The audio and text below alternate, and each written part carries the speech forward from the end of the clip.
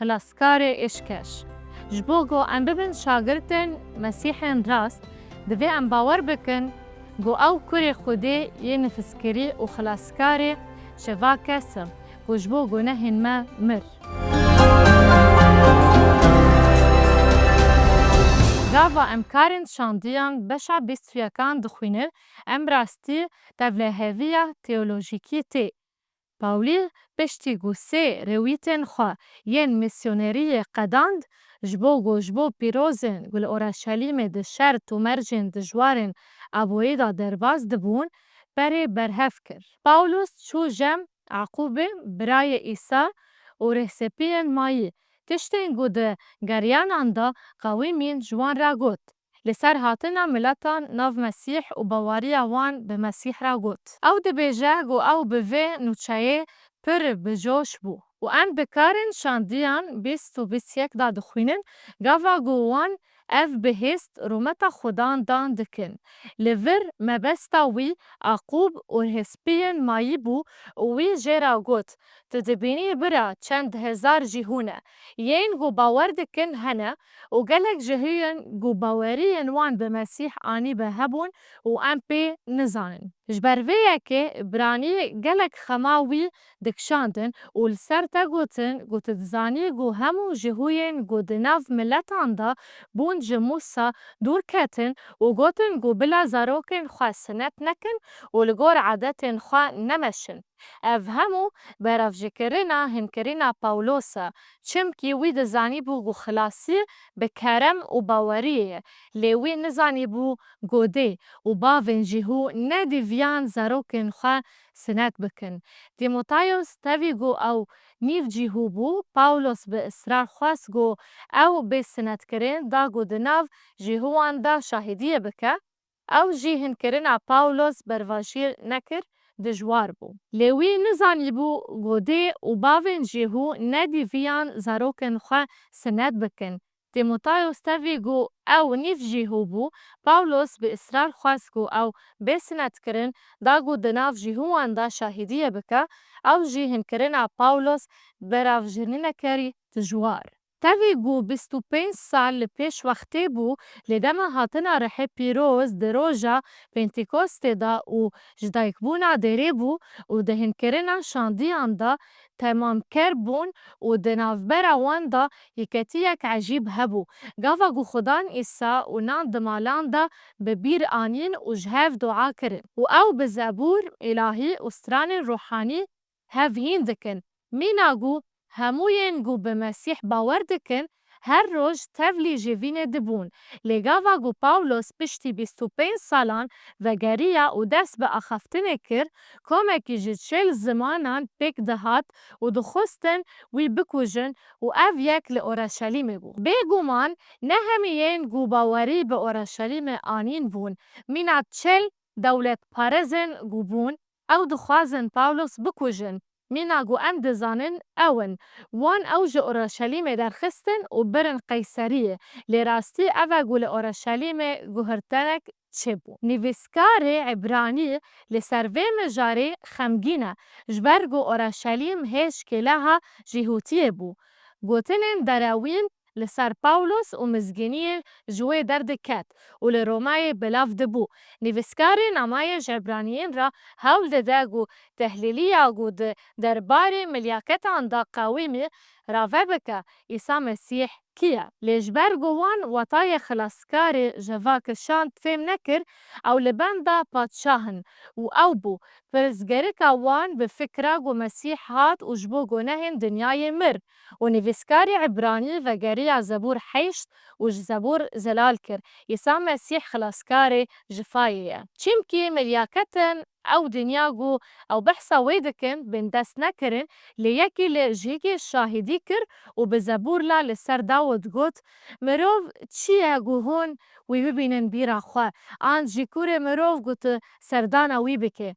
من او جملیکتان را پیچکی نزمتر کر تا او برومت و رومت تاجیدار کر و تا او کر گو بکه کاران دستن تا و هر تشت خسته بن لینگن وی چمکی گاوا گوی هر تشت خست بن لینگن وی و تشتک نهش گونکه و بینه وی لێنەها jî em hemû mijarên wî nabînin. Lê hûn Îsayê got ji milyaketan pîçikî jêrtir hatiye çêkirin, ji ber êşa mirinê bi rûmet û rûmetê hatiye taşkirin, ji bo ku kerema Xwedê tam bike, dibînin ji bo her yekî dimirin. Ecîb in, ev zebûr dema ku hûn ji peymana kevin dixwînin, pir eşkere ye ku ew e. Bi taybetî di wateyên wê hene, dema em ji nêrîna nivîskarê Namaya ji Ebraniyên re di derbarê Îsa Mesîh de wetaya bîngehên a Zeburê ku behsa mirovan dike, dibînin ez û tu yan mirovatî. û kengî ew di Zeburê de dibêje û hinekî li ser milyaketan di peymana kevin de. Çê dibe ku mirov rewşa wî hinekî li ser Xwedê wergerîne, lewra ew e. Ew behsa Îsa nake, çimkî Îsa ji Xwedê nekêmtir e. Lê ew behsa rûmeta mirov dike û dibêje ku mirov di sûretê Xwedê de hatiye afirandin. Lê wetaya duyemîn heye û nivîskarî Ebranî alîkariya me bike ji bo ku wetayên li vir têne fêmkirin û ew ê ew behsa Îsa Mesîh ku hat ser rûyê erdê û ji bo gunehên me mir dike û ew razî bû ku ji bo demekê ew ji milyaketan piçikî jêrtir hat danîn. Ev nayê wê wetayê ku ew ji milyaketan kêmtir e, lê wî xwe bi demek danî ew ji bo gunehên me mir û bi bav re rabû ezman û ew ê vegerê di rojekî jî ji rojan de. û Pawlos alîkariya me dike ku em vê yekê fêm bikin di Korintosa yekem di beşa 15 de ew li ser Adem dipeyive û Îsa ji ayeta 45 de dest pê dike. Wiha jî di nivîse Adem di destpêkê de bû mirovê pêşîn, Xwedê Adem janekî jîndar afirand û Adem jî yê de wî afirand, rihê jiyanê tê wetaya Îsa Mesîh. Em her duwan dibînin Ademê yekem û paşîn di Zebûr de heşt, lê pêşî ne yê ruhanî, lê heywan û paşî yê ruhanî. Mirovê pêşî ji erdê ye, ji erdê duyemîn jî xwedanê ezman e. Çawa ku ew toze ax ji wîsan e, ji ber ku em hemû ji axê hatine afirandin û çawa ku ew bihuşt e, ezman jî wisan e. Bi gotinekî din eger em li pey Mesîh bin, em di Mesîh de dibin afirînên nû. Çawa ku me sûretê axê li xwe kir, ji ber ku me hemû wan guneh kir û ji rûmeta Xwedê kêm bûn û gava Adem guneh kir û Hewayê guneh anî dinyayê, lê eger me Mesîh nas kir û qebûl kir, em ê sûretê yê ezmanî jî li xwe bikin. Em ne tenê di sûretê Xwedê de wekî mêr û jin hatine afirandin û ev mezînahiya mirov e ku di Zeburê de tê gotin, lê em ji dê Mesîh Îsa Ademê duyemîn de dibin afirandinên nû yên ku hatiye me jiyan. Du ayatan binivîsin ew bi vegotina peymana kevin û zelalkirina pêkanîna hemî pêxembertiyên di Mesîh cîsasa de me amade kir. Nîşan didin ku Îsa Mesîh serî ye, serokahîn jî hû wetaya serokahîn fêm dikin, lê nivîskar ew dixwaze ku ew bizanin ku Îsa serokahîn herî mezin e, ji ber vê yekê ew dibêje hêngê Îsa dîviya bû di her tiştî de mîna birayên xwe bûye. Di vê wetayê de ku wî mirovahiya me bi me re perve kir, da ku em bibin dilovan û serokahînekî dilsoz di tiştê ku Xwedê heye, da ku kefaret bike gunehên xelkê, ji ber ku di civayê de ew hat ceribandin û ew dikarî alîkariya kesên ku di ceribandinê de ne. Lê vir dibêje va Îsa hat ceribandin mîna me di her tiştî de bêguneh û bi Xwedayê nivîskirî serokê serokahîn e me. Yê ku dikarê me bîne ba Xwedê, çimkî ew li milê rastî ye, xilaskarê ji fayê ye, Mesîhê zindî. û ji hûwan di hinek beşê de pirsgirêkek mezin hebû, ji ber ku ew li benda Mesîhê padşah bûn, ku wê wan ji destê Romayîyan re xilas bike û rêvekirina wan ev e, Mesîh bi vê awayî di qebûlkirina fikra hatina wî di pirsgirêkekî mezin hebû, Mesîh wekî xilaskarê ji fayê. Pêxember bi xwe jî ev pirsgirêk hebû, gava ku Îsa diçû hilkişiya ji bo bihuştê, ji ber vê yekê wan jê pirsî, ma hûn ê padşah vegerînin İsraîl? لê Îsa ji wan re got ne ji we re yê ku hondem û deman bizanibin, herin Oruşalîmê û hûn ê fêm bikin ga wê çi bibe. Em dizanin ku ji daketina Rûhê Pîroz û ji dayîkbûna derê çi qewîmî. Lê yek ji wan pirsgirêkên ku jî wan e ew heta îro Îşaya pêncû sê û kî dibêje ji aliyê mirovan ve hatiye îjadkirin û terîkandin û ev tişt çêbû. Îsa ew ne tenê ji hêla jîhowan vayî lê ji hêla miletên ve hat redkirin.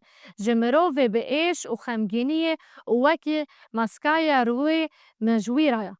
Ew ji hêla fîlmê ve hat şermezarkirin bikar bînin bi wî. Îşaya ev gotin nivîsandin bi sed salan beriya hatina Îsa.